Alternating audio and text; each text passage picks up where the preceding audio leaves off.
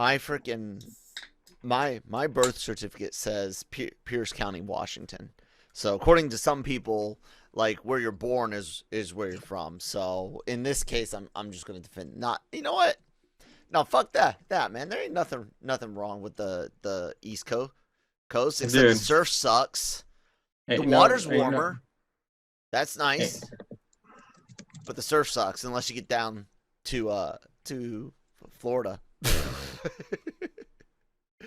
That's the funny thing is, like, I can remember surfing out in Cali, as far down south, of course, as San Diego, as far up north as I guess you could call it surfing in like Monterey, but not really.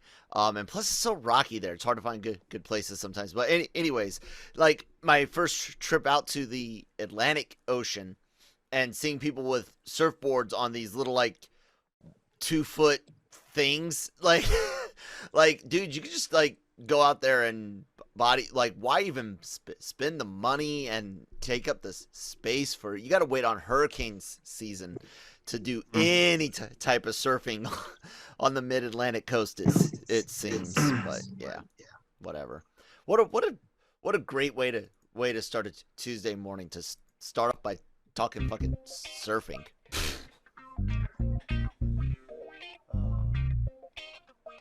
Welcome to the show. Today's episode is proudly sponsored by Grow Generation, where the pros go to grow. More on them in a bit. Yeah, like, halfway through the show, because YouTube's going to put, a bunch of ads wherever the hell they want, and then we'll put them like halfway through the show. So, what's up, Manny? How you doing today, man? not too bad. Today's the 22nd, It 2001. is Tuesday, right before Loki. And Oh, you lucky fuck, get to stay up to a decent, like, that is the that is the one benefit modern day of the West Coast, is that when streaming shit drops, they usually plan it for like midnight West Coast. And I'm like, why? That like, I get it. They would get it at 9 p.m., but who the fuck cares? Why do I gotta wait until 3 a.m.? I can't do that shit. Like, I no, that's wrong. So it sucks that you get to watch it at a decent because I could stay up till midnight. Midnight's, as I get older, it sucks more, but I could do it. You know why, Kyle? Because fuck you. That's why, Kyle. Wait, let me find a Sony story. I am not enjoying the hate coming to me. I need to exude some hate here. on a more serious note, because of the fact that we are both on the Cobra Kai podcast that we do. Yes. Today's the 35th anniversary of the Karate Kid. It is indeed, and today it's been a couple of years since I last saw it, and it's been a little bit longer since Christine had last seen it. We thought about watching that and 2 today, or at least watching 2 also this week, because she never did see 2 or 3. So, oh, she's not missing out that. Oh no, actually, well, what? she's missing out on some things that they're using, but I wasn't too 3 wasn't that great. Which one was the one where they go to Tokyo? Was that 2 or 3? I always get the numbers confused. That was 2. Yeah, the one where they go to Tokyo. I wasn't too fond of it. Meet the girl, and that was the whole, like, that weird trip that, God, whatever Netflix did with last season. I was talking with the buddy last night, and we're thinking maybe we get a trailer today for season 4 or something, because it would make sense, right? Yeah, I could see it making sense about the release times and things like that. Yeah. Do you know something that I don't know? No, just speculating.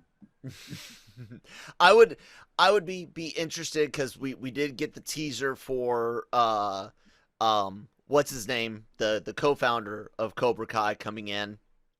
And so that means that they've got, we know they've been filming for a while. They've got plenty of footage, plenty of time to cut something together.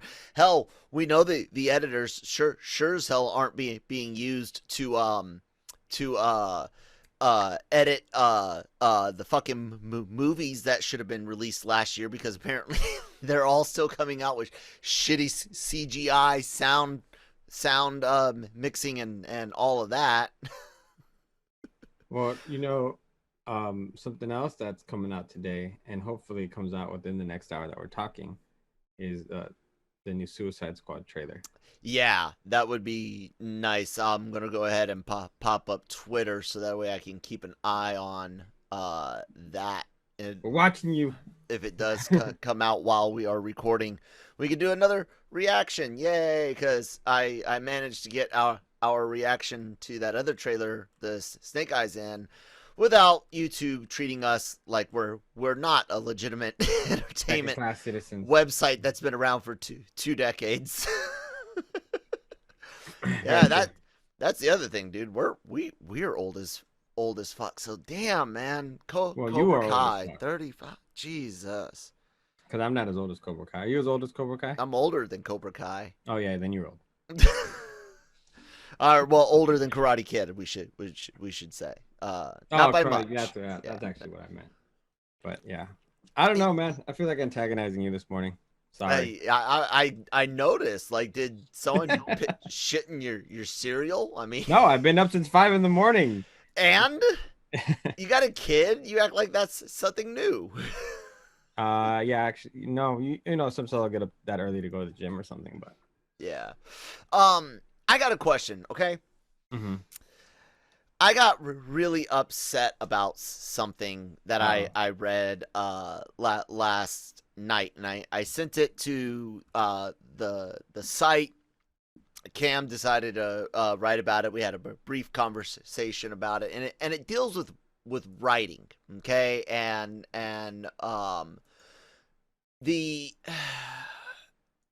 so you and I have talked about how fans are coming into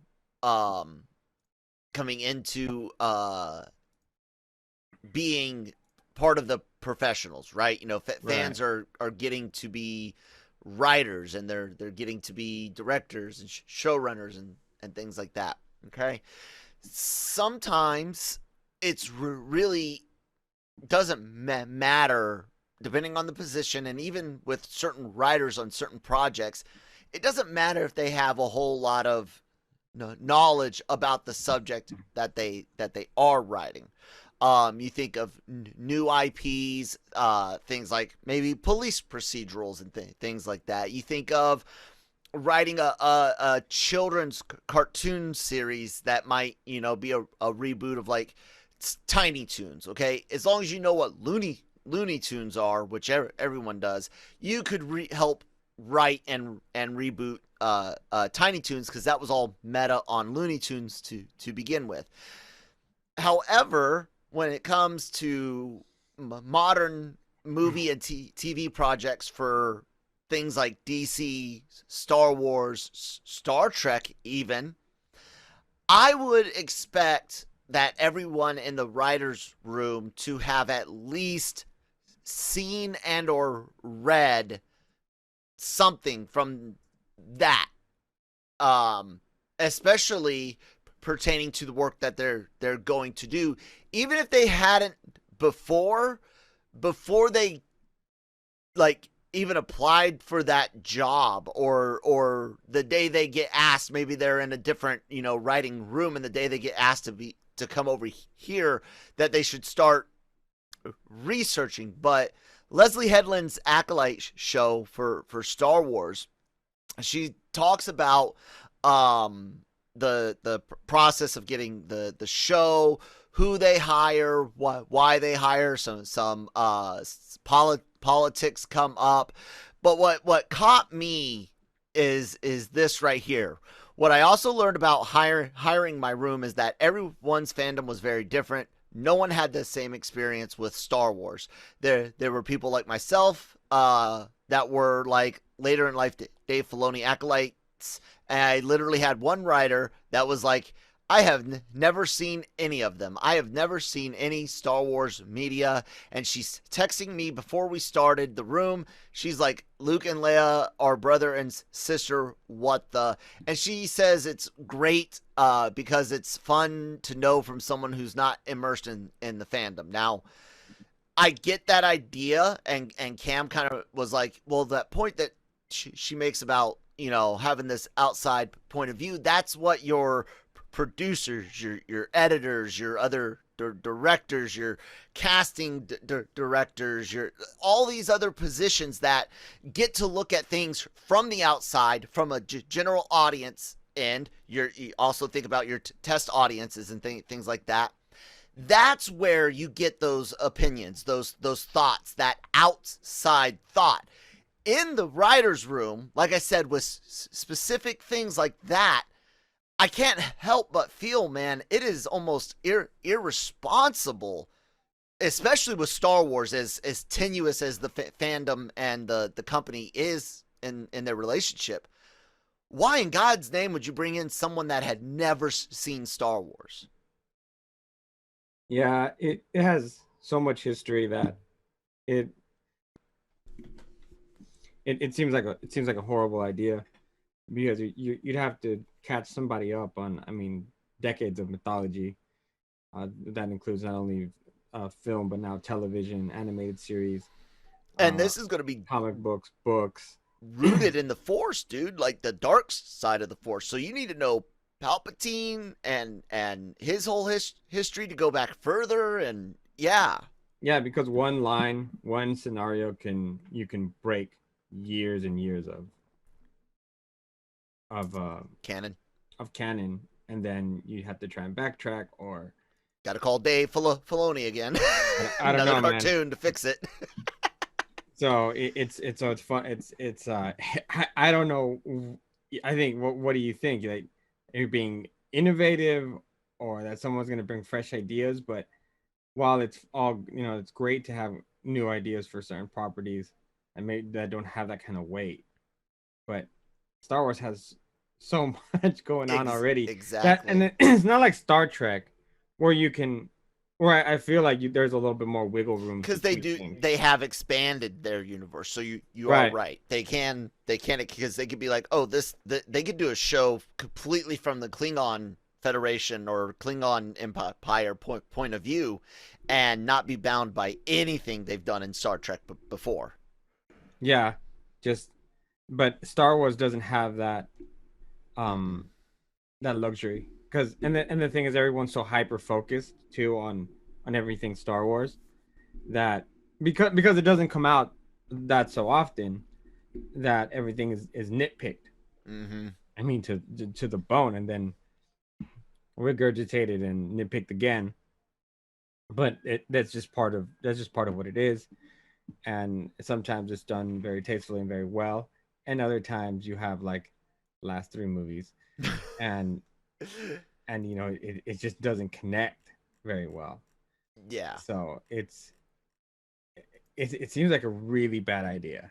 it does. And like I was trying to say to Cam and whatnot, it's like, I get it. Like, I get their point even of being like, oh, we want to do it because of this fresh perspective. But like I said, there's a dozen other positions around a production where you can get that type of outsider perspective for the writers. Like I said, you're going to have producers. I'm not quite sure if they're going to do things like they've done with Marvel, where it's like one person is the showrunner, and then they do the same thing with the like Mandalorian with the multiple directors, but each director can bring in some outside insight, because the director honestly is one of those, especially when you look at the way Mandalorian was done, with Filoni and Favreau, their writing and show running. Yes, the directors had help with writing some scenes, adding or rewriting this and that, but that's Dave and John's hands. That's their story. And they proved that directors can come in and direct off of those types of scripts and stories, but you gotta have those kinds of scripts and stories, and the only way you get those is when you got guys like Dave Filoni and John Favreau that are fans, like die-hard fans leading the charge. So that means, yeah, sure, you could have a sprinkling of casual noobs, but by God, dude, like, could you imagine them hiring someone to do what's another big DC hero they haven't done yet? I don't know, but DC's been doing that a lot. Yeah, So I was going to say, like, but not just hiring the regular. Oh, I wasn't a comic book fan at first, but look at me, I'm doing my research. At least somebody will fake the funk with that. But to just straight up admit, hey, we have someone that had never read or seen any Star Wars media before stepping foot in the writer's room. So that means they started doing their research later on. And like the first thing they go through, I guess, is the movies, maybe the OT because of the Luke and Leia thing. But like, just it's one of those moments where, again, you look at Disney, you look at Lucasfilm, I should say, and you're just like, what are you doing, and why? I don't. Some of it just boggles the mind. The how you could do something so smart once and then do something so stupid the next moment.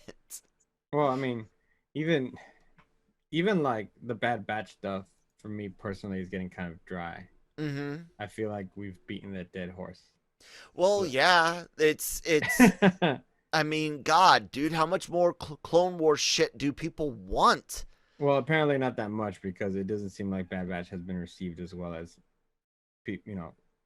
you thought it would have been. You know what I think it is? It's because like I said on why I didn't get into Rebels and or Clone Wars.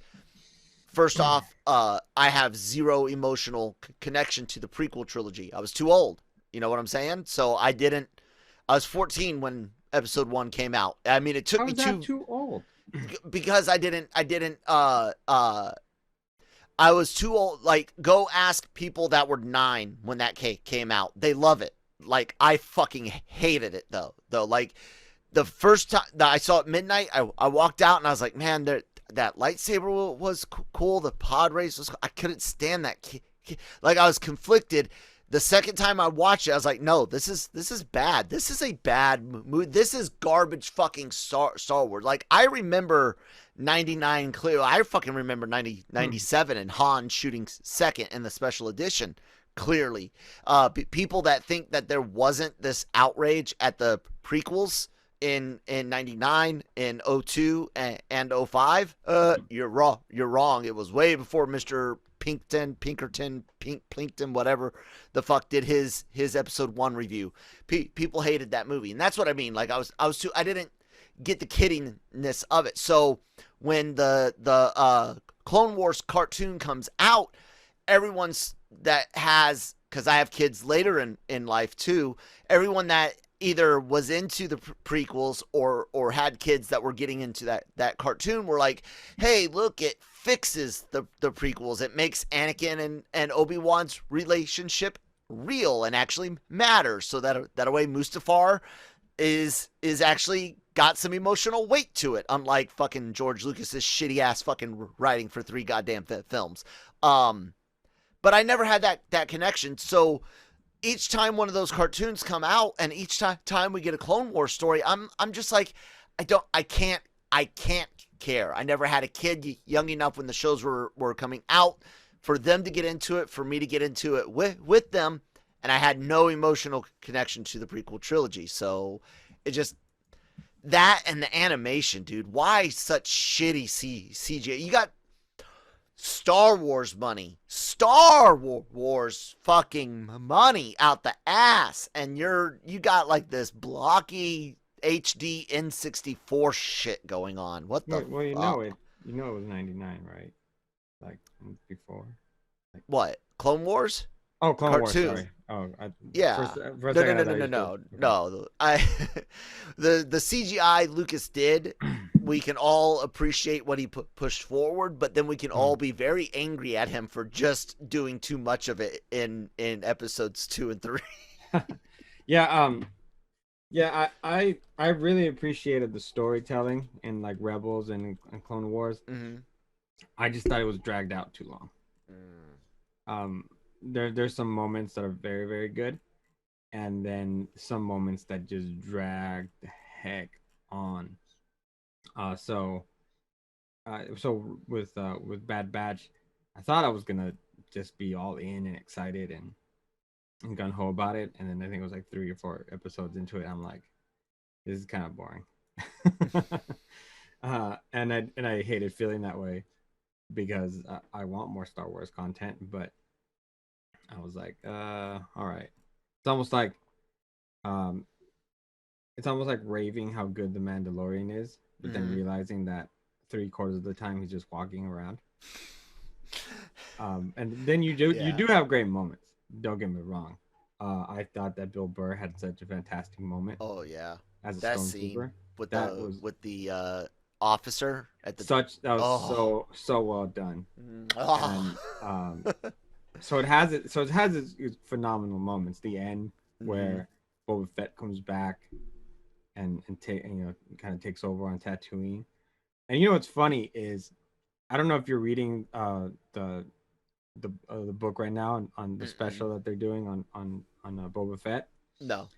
But you get a hint as to why he's so pissed off at them. And I'm not going to spoil it. I'm not going to say it because if you're reading it, War of the Bounty Hunters, it's actually it's a light bulb moment, and it connects so well, and then you can start putting together the pieces as to, oh, all right, so he's had it in for Jabba and his lackeys for a while now because of this. Makes sense, I guess. So it's exciting, it's fun. And I was telling Jace, I was like, what a way to connect the current Star Wars lore on Disney Plus with something that happened between Empire Strikes Back, Return of the Jedi, and in the comic book. I was like, this is the kind of content we need and want. It's some of these stories that we didn't get that don't necessarily affect the outcome, but that are interesting enough to keep readers engaged. Yeah. Because there's so much. Because what we learned from like the Mandalorian, there's so much we can learn from Boba Fett and what happened, and you can put in that story and still get to the same point in Return of the Jedi, but the adventure in itself is 100% worth the read. So that's where I'm at right now with War of the Bounty Hunters. Is that awesome connectivity that it all has together with classic movies, current TV shows, comic books. And see, that's the funny thing is back in 2014 when they erased the EU and they said, hey, we're going to do this, all brand new, only the Clone Wars cartoons and the 6 live action films are canon. We're going to do that because our continuity is going to be better. It's going to be more streamlined, makes sense, yada, yada. And they immediately went off with doing nothing with it. The first book they released, Heir to the Jedi or whatever the fuck, or one of the first books they released was Heir to the Jedi, clearly trying to play off Heir to the Empire title for Timothy Zahn's original Thrawn trilogy, clearly, and it takes place in between 3 and 4. So they're like, oh, let's do the Shadows of the Empire bit and fill in some gap. But what they ended up doing was telling a whole bunch of nothing stories with zero consequences. Not even for characters, but zero consequences for the galaxy, because they were too damn fucking scared of what they didn't know what they were going to do with the First Order and the Resistance. They said that aftermath would, the road to Force Awakens would explain at least the politics. Nope, still don't know two fucks about shit about the goddamn fucking first order. And talk about fucking convoluted. Han is married in episode 4 apparently to someone that we don't meet in the Solo movie, someone that we don't meet anywhere, except in this random comic, and then never mentioned again. And I just, it was my and this is somehow become an episode of the Cantina. It was just mind-boggling to sit there and see Disney say, we're throwing away something because it's too messy, and then make something too messy of their own. So to actually, because the original EU, while it had its messes, the main storyline that you could follow through the big event series books, like you had your X-Wing books and your Thrawn trilogy, your Jedi Academy trilogy, New Jedi Order, like following that type of thread through it, it was pretty good, pretty solid. Not always the best story, but the canon was pretty good. Disney they don't give two fucks anymore. They've pretty much just decided that they're gonna pick and choose. Pablo Hidalgo said it. Something like the canon is whatever it needs to be, and I don't like that mentality at all. Like that is a lazy mentality, Manny. What do you think? The canon is whatever it needs to be. You're muted, by the way. Yeah, I think that is super lazy, because you're not respecting what comes before you, and more importantly, you're not respecting the fans who have taken the time and effort to learn the lore, to learn the mythology, and to be immersed in what Star Wars is and what it means to them. They may have latched onto a character or an idea along the way, and then for someone to just come along and say, no, that didn't happen, or get something retconned or changed, or the interpretation of it is defined differently, I think is disrespectful overall. So it's just, I like Star Wars a whole lot better when it wasn't owned by Disney, just because it feels like it was seeing more of that that really valuable holy grail item that Indiana Jones is after. Mm-hmm. And I feel like anyone who touched it at that point had more respect. Not to say that they don't have it now, Right. but now it's so commercialized, and Baby Yoda and Disneyland, Disney World. Yeah, it's like, and the focus on it is so much more commercial than it is actually on this. I mean, just look at some of the stuff they put out lately, man. We talked about Bad Batch. The Solo film was Resistance cartoon a couple years ago was trash. Yeah, just and then now, I mean, some of the, don't get me wrong, Dr. Aphra has been great, but you're putting out Darth Maul books left and right. You're putting out Darth Vader books left and right. Yeah, you reboot that every 2 years. And just, I mean, it's for me, it's kind of lost its luster, and it's kind of that's such a, like, that feeling of oh man, I like even when 9 came out, obviously we didn't know what was going to happen. Not 9, sorry, 7 came out. Yeah, we didn't know about all the terrible things that were going to happen going forward. But when that John Williams score hit, man, and it hadn't hit for so long, mm-hmm. that's a feeling right there. That's Star Wars. And I don't think it has it anymore, because you hear it all the time now. And with shows, and yeah, I get they don't do it on TV shows and everything, but the whole idea is there. Yeah, and it's always in your face. And I do like the Disney Plus Star Wars intro, the flashing lights and the different. Oh no, that's really cool. That was nice. I'm not saying there's anything wrong with that. Oh either. No. What I'm saying is that it's so commercialized now.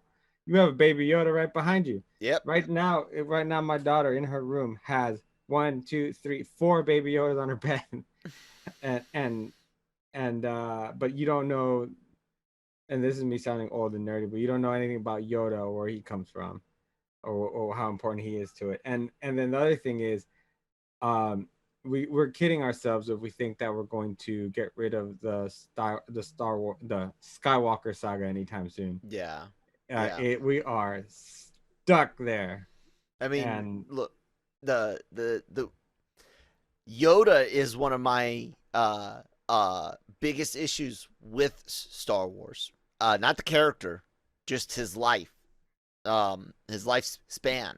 He's 900 years old when he dies in Jedi. Okay, so that means you literally have to go back almost 1,000 years from Return of the Jedi to get to a time before Yoda, which is why the High Republic, I was pissed as fuck when I learned it's like 100 some odd years before. Like, really? And yeah, they sure as hell do use Yoda. Actually, they make Yoda pretty much the whole reason why Palpatine's able to come to power and why the Jedi fall. They basically shit all over Yoda, just like Disney shit all over Han Solo. I don't know why they hate Han Solo. You remember so when they much. put Yoda in Dead or Alive? No, I don't. Fighting game. I know the fighting game. I don't Yeah, remember he him was. being He was. in it. He was. I think it was like this was right when they were doing like. Let me see. Attack of the Clones. When, I think when so. He did this stupid lightsaber fight. And was it Dead or Alive? There was a video game. I'm probably wrong. Well, while you look it up, we'll take a word from our sponsors. Oh, it was Soul Calibur. My bad. Oh, okay. So Grow I Generation, think I do remember. where the pros go to grow. Grow Generation offers the best deals and discounts on the best grow products on the market. Grow Generation serves customers across the nation and carries a wide inventory of renowned cultivation brands. Go to www.growgeneration.com, where the pros go to grow. Yeah. No, it's Soul Do Calibur that. 4. Soul Calibur. Okay. Got it. So yeah, thank you to our sponsor. We appreciate it. And I have it's kind of a Tech Tuesday topic for you, man. Yes, I was gonna get there, but what do you got? So it's something that I've been reading online in the last 48 hours. That kind of upsets me. Does it really matter? No, it's a first world problem. But the idea that Disney, and I don't think they're gonna actually do it, but that Disney doesn't have a plan to release any of their Marvel Studio shows or Star Wars content on Blu-ray or DVD. What the heck? Apparently they've been quoted before, and I'd have to look it up. I should have had it up already, but they've been quoted saying that why would we do that when it's so easily accessible on our streaming services? Right. And I'm like, you don't understand. Number one, it's a physical copy. Mm-hmm. Number two, I'm sure that the quality of what I'm watching is going to be better. Yes, if you Than got when the I right stream it. setup. Yes, absolutely. So- 1,000, ladies and gentlemen. I do not give two fucks if that Netflix or Disney Plus thing says 4K Ultra 8. It could say whatever it wants. You are still limited by your home's your internet service provider's bandwidth, your home network bandwidth, and the fact that regardless of what it says, there is compression at the server end, at the host end. There is already compression before it even hits the line to come to your house. So yes, for the best audio and best video experience on your OLED TVs, on your nanocell and QLED TVs, is absolutely going to be physical media every day, all day, or a fully downloaded uncompressed version. But dude, that's an uncompressed Blu-ray alone can be up to 50 gigabytes. The uncompressed 4K Ultra HD, you don't have the SSD for it, okay, guys? Not on your Xbox. It's the idea that especially if there's people, and obviously there's thousands and thousands of people just as passionate as you are about quality, which is great. It's just fine because you understand and it's for me. And yeah, it's for you, but you understand and appreciate the art that went into making the film or television show in a certain quality. And even if you like hardwire your internet and not use Wi-Fi, you know, there's so many limitations that like you just mentioned, and you're never going to get that optimal picture quality that you can probably get in a Blu-ray, in a hard copy of the film. And I think it does a disservice also to fans who are who make collections. There's people who have every DVD of everything that's come out in the Marvel universe, and Star Wars too. I mean, yeah, if people are going to buy these damn things, and yes, so I wish I could right now. I would buy WandaVision on Blu-ray. Yes, I could have it there on the thing. But hopefully they would add all of the extras and some more, you know. But I would love to see that fully done correctly, you know, optimized on for high def viewing. Heck yeah, do even like do a pre-order thing where you have to pre-order it and then do a run or something. It's not the benefits outweigh the risks and everything, because people are gonna buy it. Oh, you know what? I want a hard copy for my shelf.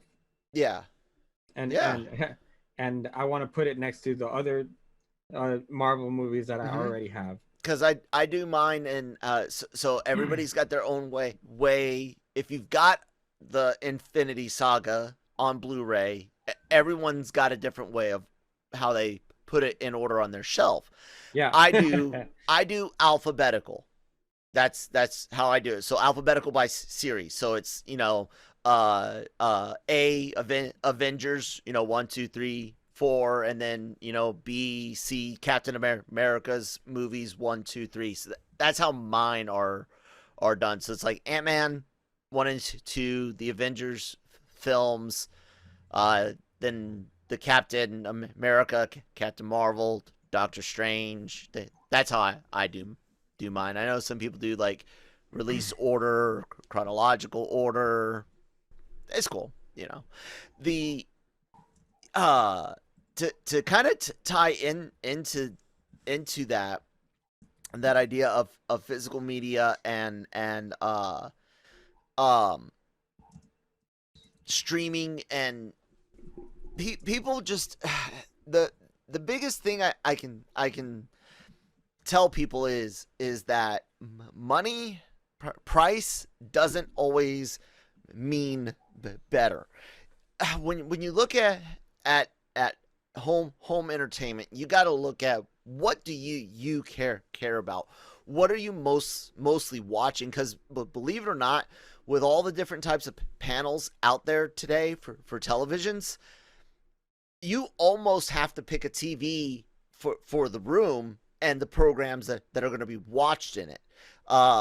Until OLEDs can really solve their image burn or ghosting issues, I can't remember which one I'm supposed to say for that. It's image burn. And so you can solve things like that, and then input latency. Like OLED still isn't going to be the best thing in the world for gaming. An IPS monitor like LG's nanocells are going to be better, but for movies, especially in a dark room, that IPS panel is actually going to pale in comparison to like a Samsung LED backlit panel for a darker room. It's like getting that specific, man. Like if you watch sports, if all you're watching is soap operas and YouTube videos, 1080p, 60 hertz, $200 for like 45 inches. Boom, bedroom TV done. You know? Yeah, because in some cases you might be overpaying. Oh God, yes. Oh God, yes. Want. Like we talked about it so many times, but it's the perfect example. the unexperienced gamer or quote unquote gamer that buys a 65-inch TV because they think it's gonna give them a better gaming experience. Yeah, it's like, and they've no, got their actually, PC hooked up to it, and they're wondering why they've got latency issues and what the hell is PC mode on the TV. How do I change the picture quality because the color settings on that default really suck, so they don't use it. And yeah, or just the fact that your vision can't handle a 65-inch. well, that too. You know, and it's too big, but you might be overpaying for what you want. If you want some, you know, just stand.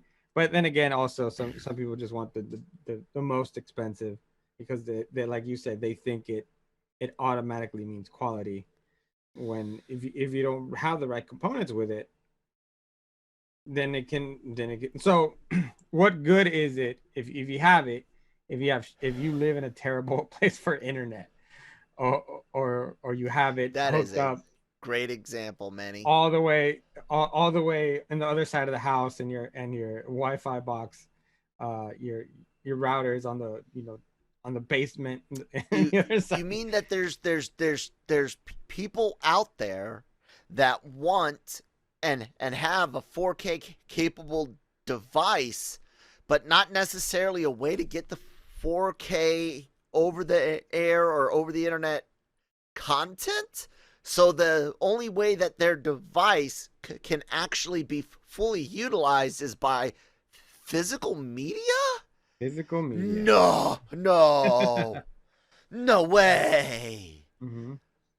Like then, in Nebraska, Kansas, or then, Arkansas, upstate New York? No, liar. Also think about your sound system. If you have different, you know, different home theater systems, a physical copy usually includes a variety of different audio tracks that allow you to fully immerse yourself depending on what setup you have. It's not something you're gonna get on Netflix. No. Audio codecs are a big deal, and people don't even realize like how to go into their TV and change like if you're using the ARC or eARC HDMI, which allows you to basically send your audio channel through the TV down and to your audio visual box, like your Yamaha box or whatever you've got for surround sound, if you've got that type of setup. And then whatever else you plug into that AV box doesn't require a second audio out from the TV. That one can work both ways, okay?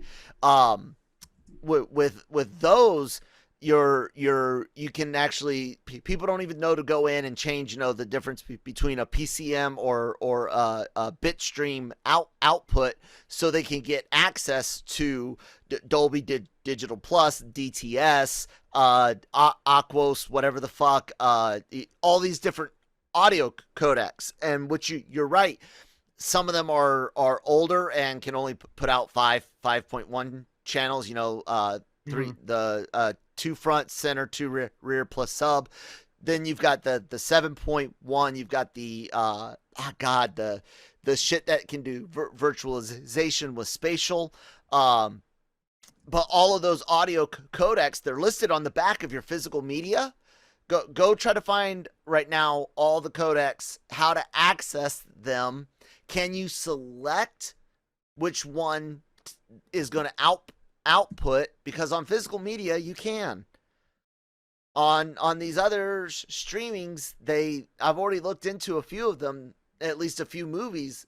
It's more limited. They select what is they select what is best for the streaming, for the bandwidth, for the smoothness of surface. For one last example, I have a PS4 Pro, right? One of the biggest things about it was 4K gaming, right? It's upscaled. It's good. I like it. I won't get into too many of the specifics, but the games that supported the 4K gaming only supported at 30 frames per second. I will never, unless I'm playing like emulating, you know, old games, or I'm playing on a CRT, I don't play shit at 30 frames a second, okay? My eyes can't, it looks choppy as hell for gaming, even though a movie film is what? 24 frames per second. I can watch that all day. It looks fluid, it looks natural, but the CGI images, like Final Fantasy 15 on quality mode, 30 frames a second, nope. Shit that back down to 1080, 60 frames minimum. Thank you very much. Yeah, all of that matters, man. So no physical media for no plans for physical media from Disney's Plus movies and dear God. What do you? It's funny because you don't. Some people don't think of it as a big deal because I'm just gonna stream it. Yeah. But if you have a home, because I mean when you have a TV like that, a home theater system like that, and all the gadgets and gizmos, you want to invest in the best quality content so that you can enjoy it for what you bought it for, and not for whatever you're limited to by your router, the internet provider, your area, etc. Mm-hmm. And so, and at the mercy of their servers. What happens when their shit goes down? You know? Yeah, it's unfortunate, but I think it's a temporary thing. I think they're eventually have no choice but to release it anay. I hope so. Yeah, but the arrogance though that now we don't need to release it. I was gonna say, like, I saw Raya and the Last Dragon on Blu-ray sales. You know, you can stream that right now for no additional cost. Try not to say free, but you know, the you know what it's coming down to is just the fact that products. So we used to have two things in consuming. You used to consume products or consume services. Products, things were made. Someone made a can of this carbonated beverage. I just consumed the product. Someone created the application we're using to stream and video chat to each other. That's a service we're currently consuming. People have found a way to turn products into services. Product as a service is a thing now. We used to get our media as a product. I bought the Blu-ray. I owned, or the VHS or whatever like that. I owned it. I was even legally allowed to make a backup copy of it. Yes, you still are allowed to back up your physical media that you own, but it's physical media that you own.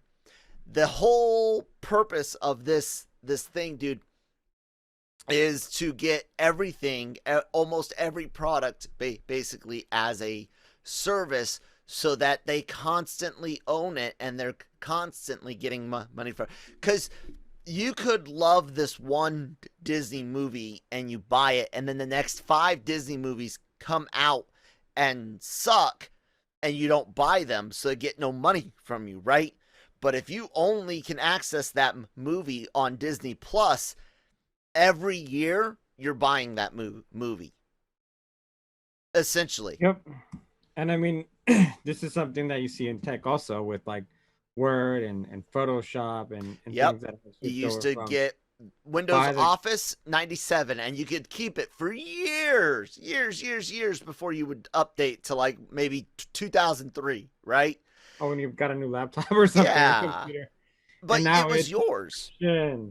Subscription. Which is the stupidest thing. But it's smart business. Yes. It's smart business. But it as a consumer, it's stupid because you technically don't own anything anymore. If they would still offer, but like I get it. There's lots of people that are like, I only need Word and PowerPoint. I don't need database. I don't need Excel. I just need Word and PowerPoint. The idea of being able to yearly at a decent price pay for just that when you think, buying full office back in the day, 99, 199, 149, depending on the editions and stuff.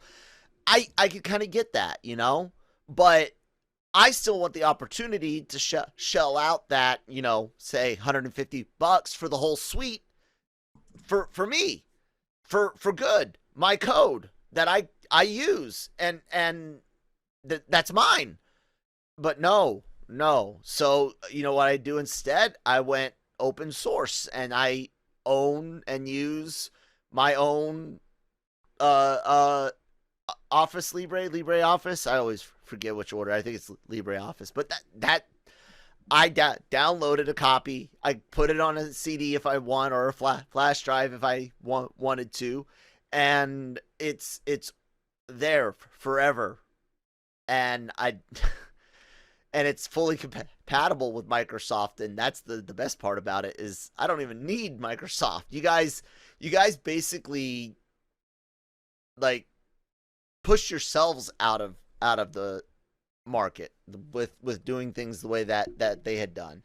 So it is what it is. Did you know that there's the last part on this products as a service, that there are cars right now, including I think Tesla's one of them, that have features that are built into the car, but you have to subscribe to get. These features include things like heated seats, remote start.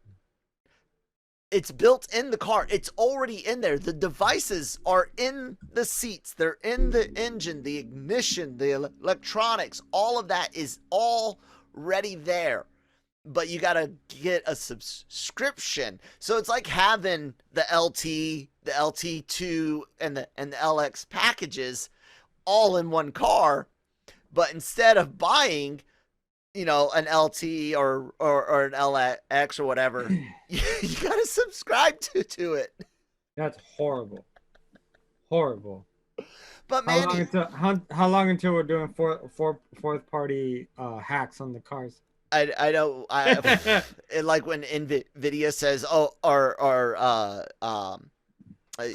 NVIDIA says, no one will be able to mine crypto past this limiter on our new GPUs.